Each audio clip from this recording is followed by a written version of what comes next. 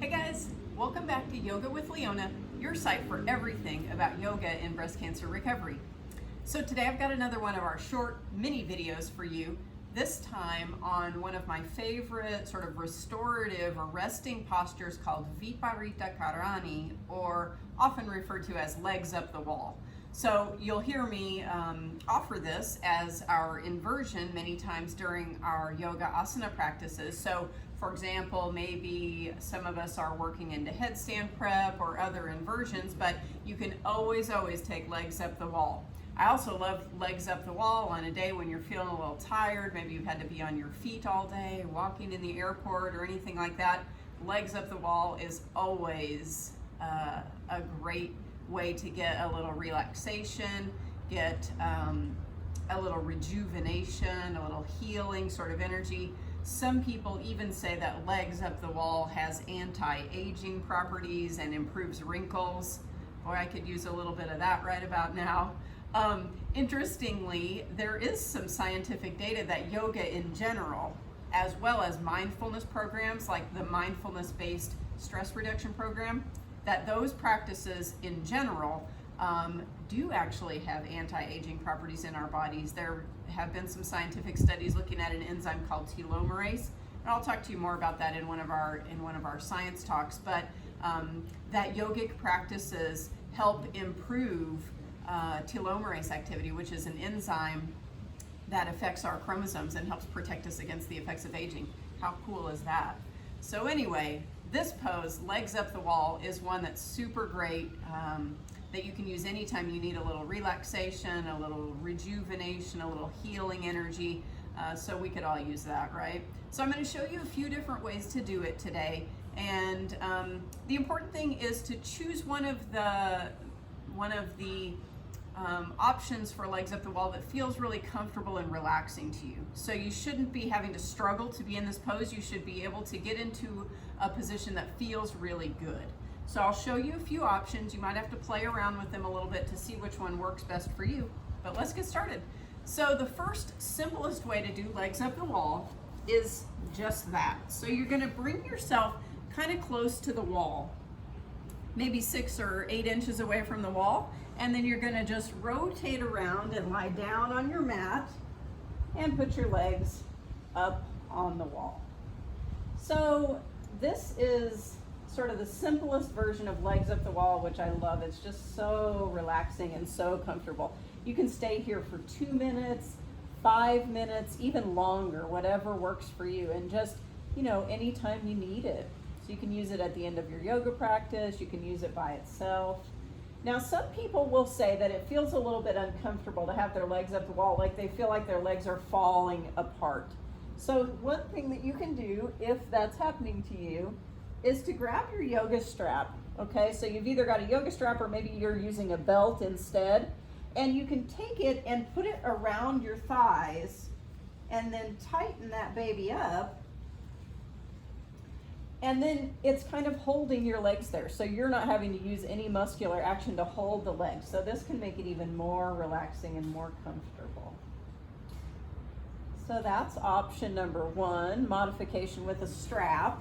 Some people will also find it comfortable to let the knees fall open. You can kind of bring your legs almost to like a Baddha Konasana or a cobbler's sort of shape. So you can try that if that feels good. You can also let your legs fall nice and wide and see if that feels good to you. Get a little stretch to the inner thighs. So all of these are great options for Viparita Karani or legs up the wall. Now, while I'm here, another great modification is instead of on the wall, you can put your legs onto the seat of a chair or maybe onto your couch.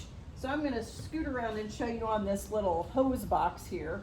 So this is also a great option. So you just bring your bum close to your chair or to your sofa, and you get your calves up there and you rest the legs on your chair or whatever thing you've got nearby that you can rest your legs on. So this is another really great way. It kind of takes some pressure out of your low back. It can feel really delicious to your low back. So you can experiment with those two options and see what you like. Now, if you really like that, you think it's comfortable, but you want to try a little more significant inversion, you can prop your low back a little bit. So I've got 2 folded blankets here. I'm going to show you with these first, and then I'll show you with a block a moment later. So the next option is to bring your blankets, or if you've got a bolster, that's probably even better, sort of a firm yoga bolster. And again, you bring those a few inches away from your wall. And then the way to get into this one is to bring your bum onto the edge of your blankets or your bolster. And then again, you're going to gently roll yourself down so that your upper body comes to the floor. And then you might have to kind of scoot your bum around. Now, what you want is to feel like your sits bones are just kind of dripping off the other side of the bolster. So you don't want to be scooched way back here to where you're getting crunched down into your back. Sort of the point of the bolster or the blankets is to give a little support to your sacrum or your low back, such that then your bum is just barely hanging off the other side close to the wall. So this can feel really delicious too. And again, you might have to kind of, use your feet to move your body around and get into a position where it feels really comfortable to you. Oh, this feels really nice to me. It's hard for me to want to get up, but I'm going to get up and show it to you on a block as well. So that's option number 2. And then if you've got a yoga block and you want to experiment with that, it's really pretty similar. So I'm going to go ahead and get my bum set first. So you come around like you're doing a standard legs up the wall. And then you take your block and you stick it underneath your sacrum. Now again, you want to feel like your bum is dripping off the edge just slightly. Okay, so block isn't all the way here. It's just kind of at the top edge of your sacrum so that your bum drips off the edge there. And this feels sort of like the way it does with the bolsters or the 2 folded blankets. But you can get a little bit more height and thereby a little bit more significant inversion if you do it this way. Now again, if that feels good to you too and you want even a little bit more, you can try lifting up your bum and turning the block onto its higher setting. So same thing, block under the sacrum, bum dripping off slightly. Now be careful with this because it gets a little bit of more back bending action into your spine, but it can feel really delicious if your spine is ready for that. So yeah, legs up the wall. Stay as long as feels good, several minutes, really be patient with yourself in this one. Give it some time to work and have those relaxing effects kick in.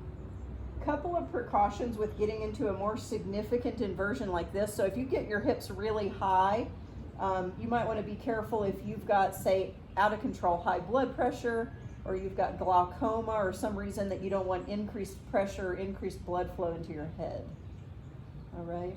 So if you have those sorts of problems, then I would just take butt flat on the floor and take legs up the wall in that position. But if you don't have those, then you can experiment with this and see how it feels. Now again, careful getting out, so you bring your feet down, gently lift your hips up and remove the block.